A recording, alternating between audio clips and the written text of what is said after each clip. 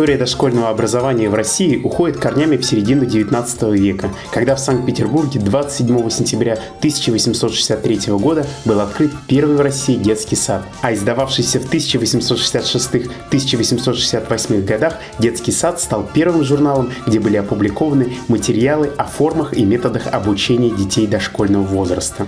Но государственная система дошкольного образования сложилась только после 1917 года. Уже 20 декабря этого года была опубликована Декларация по дошкольному воспитанию, в которой указывалось, что общественное воспитание детей важно начинать с первых месяцев жизни ребенка, и что система дошкольного воспитания в Советской Республике является составной частью всей школьной системы и должна быть органически связана в одно целое со всей системой народного образования. В программу РКПБ, принятую на 8-м съезде партии в марте 1919 года, был включен пункт «Создание сети дошкольных учреждений, яслей, садов, очагов» в целях улучшения общественного воспитания и раскрепощения женщин. Основополагающее значение в организации дошкольных учреждений и постановке в них работы имели решения Первого Всероссийского съезда по дошкольному воспитанию, проходившего с 25 апреля по 4 мая 1919 года, и издание в том же году Наркомпросом РСФСР инструкции по ведению очага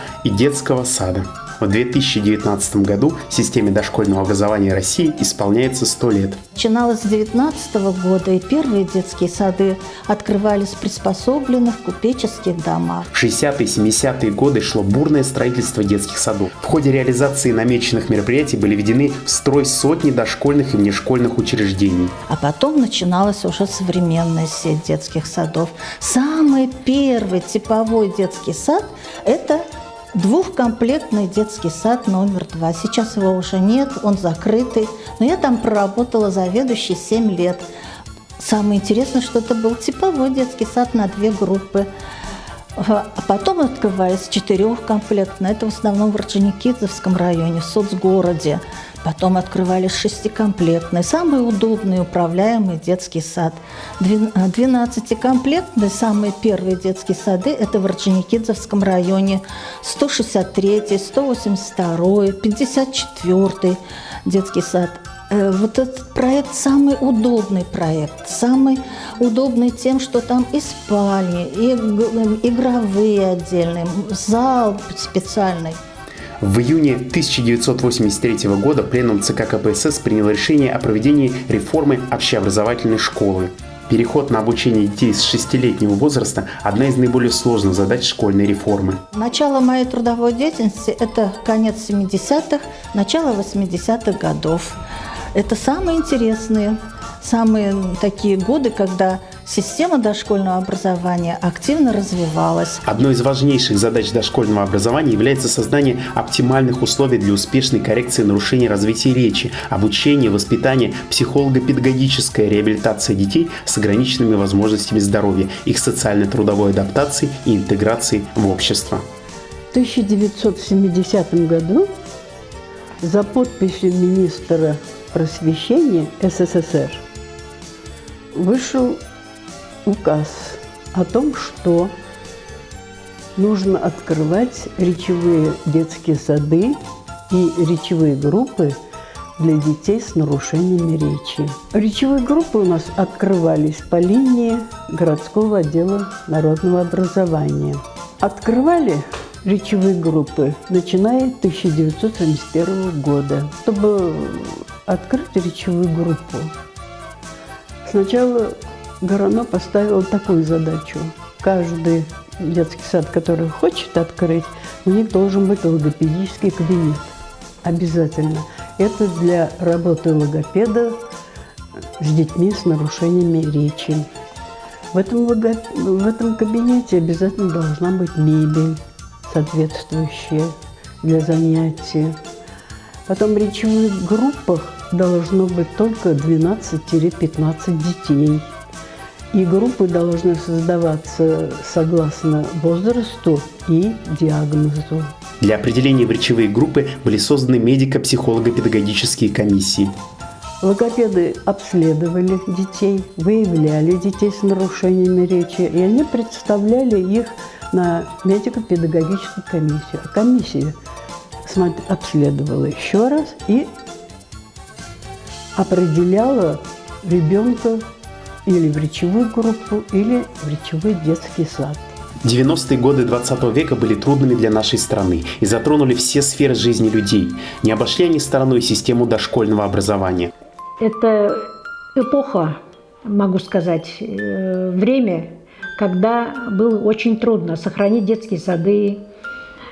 Сеть была наполовину сокращена, не было строительства детских садов, не было, не то что не было, а действительно очень тяжело выживали детские сады, вплоть до того, что они закрывались. Закрывались в основном ведомственные детские сады. В это время резко сокращается сеть дошкольных образовательных учреждений, ощущается недостаточное финансирование. Организации и ведомства отказываются от несвойственных им функций по содержанию объектов образования, продают или перепрофилируют дошкольные учреждения. Все это создает ощутимые трудности в работе дошкольных учреждений. А вот уже 90-е годы детские сады переходили, им была предоставлена самостоятельность. Выбор новых программ, особенно финансовая деятельность предоставлена была, свобода.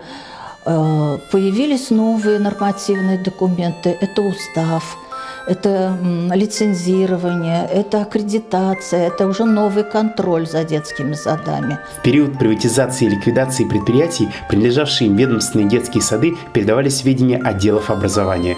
Очень много детских садов ведомственных было. И в 90-е годы, естественно, они стали продаваться с молотка. Мы с этим начали бороться очень рьяно. Очень тяжело было бороться с этим, но мы сохранились часть детских садов. Было время, когда даже мы до 100 детских садов переводили в муниципальную сеть. Те годы были сложны еще и тем, что ведомственные детские сады стали переходить в муниципальную собственность.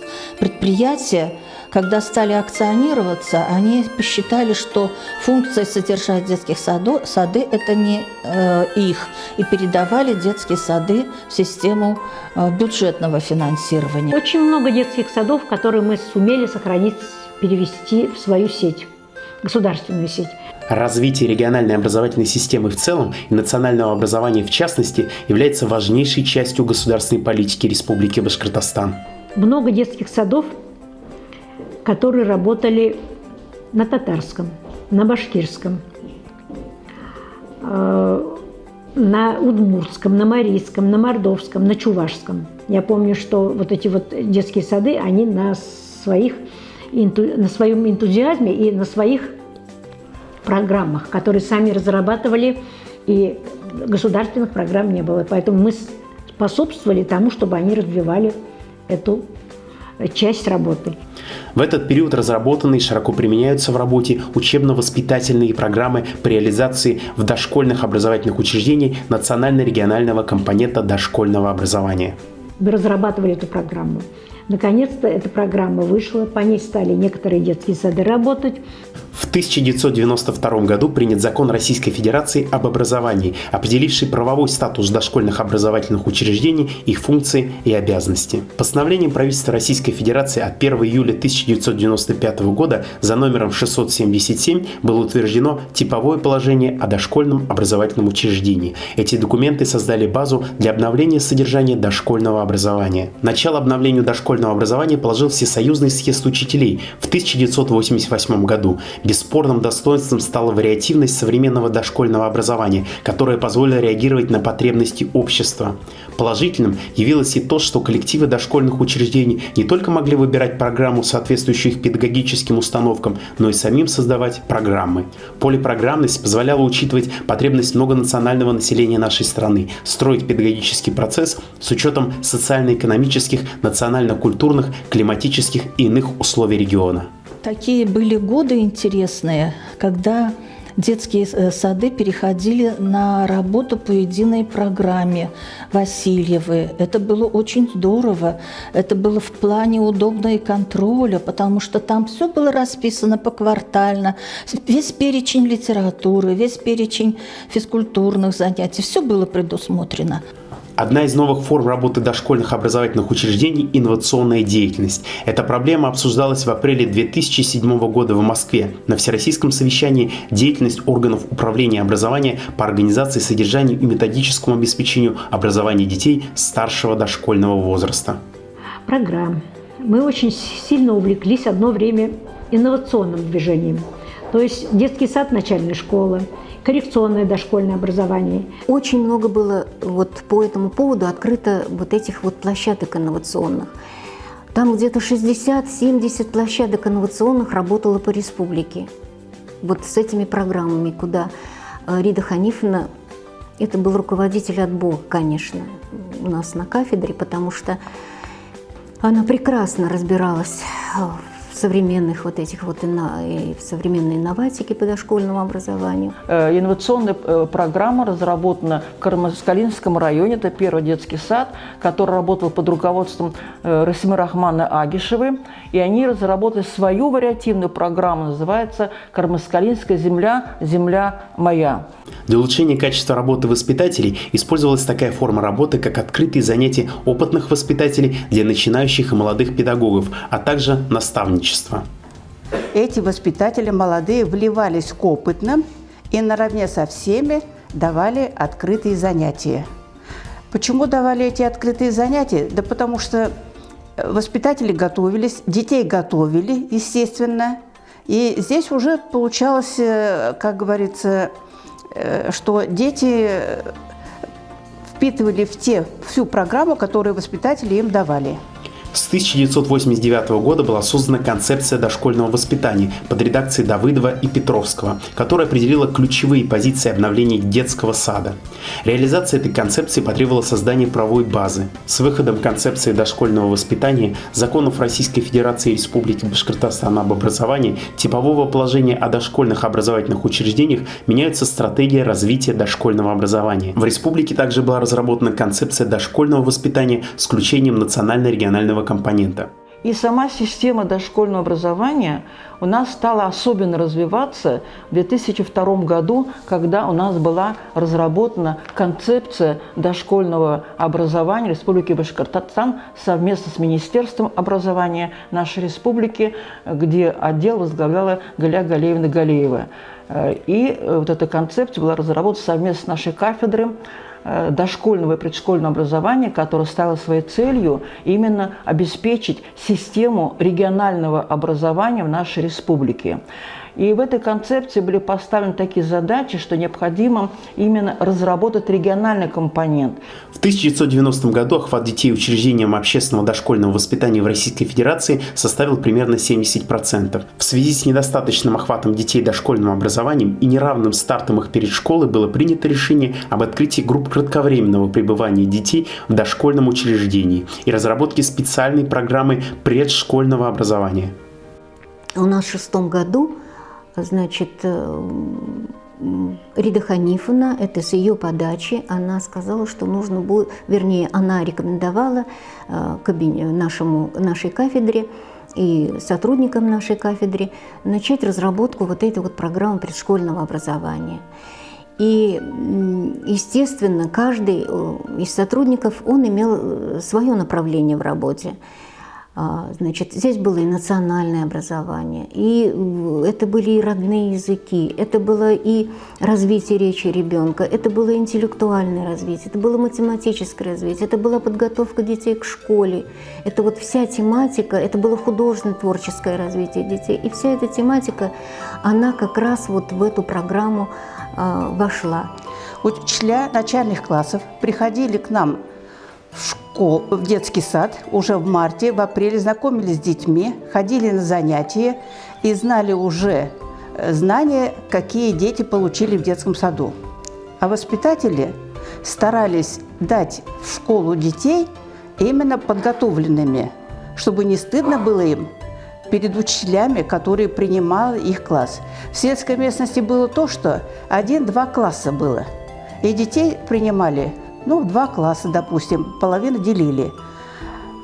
делили. И дети, естественно, уже подготовленные, зная учителя, спокойно шли в школу. Что самое главное в подготовке детей к школе?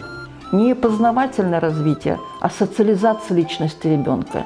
Вот эта основа, которая заложена у нас была, она и в концепции 1989 года, и в нашем стандарте. Стандарт ФГОС – это социализация личности дошкольника. И вот мы будем стремиться к этому, чтобы обеспечить социализацию, потому что это обеспечит готовность ребенка к школе. Проводили такой эксперимент из детского сада в школу. Преемственная программа была у нас. Авторы программ были,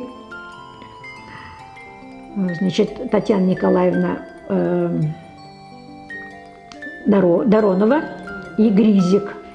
Математика, русский язык и так далее. Мы детские сады, с детского сада даже до вуза, по-моему, это вот продолжалось, эта программа преемственная. До 90-х годов инновационная деятельность в республике проявлялась в форме изучения, обобщения и распространения передового опыта. Мы очень много ездили по всем городам и районам Башкирии, и даже за границу Башкирии нас отправляла Любовь Тихоновна. Мы большую работу проводили с воспитателями детских садов, когда мы им и свои методические наработки предлагали, новшества какие-то, мы им всегда нас встречали очень довольные. Эти воспитатели всегда нас ждали с удовольствием. В связи с введением с 1 сентября 2013 года в действие нового закона об образовании в Российской Федерации в системе дошкольного образования происходят серьезные изменения, которых не было с момента ее создания. У нас в этом году закрывается 42 площадки федеральные. Это Федерального института развития образования по апробации программы Кудрявцева-Тропинки. Это 22 программы Российской академии образования по апробации программы от Фребеля до Робота. Нас отметили в Российской Федерации, что Башкортостан – республика, которая действительно всегда идет впереди. Дошкольное образование становится первым уровнем общего образования. В связи с этим существенным образом меняются отношения к дошкольному образованию как к ключевому уровню развития ребенка. Не привыкайте к чудесам. Дивитесь им, дивитесь, не привыкайте к небесам, глазами к ним тянитесь, приглядывайтесь к облакам, прислушивайтесь к птицам, прикладывайтесь к родникам, ничто не повторится. За мигом миг, за шагом шаг, впадайте в изумление, все будет так и все не так.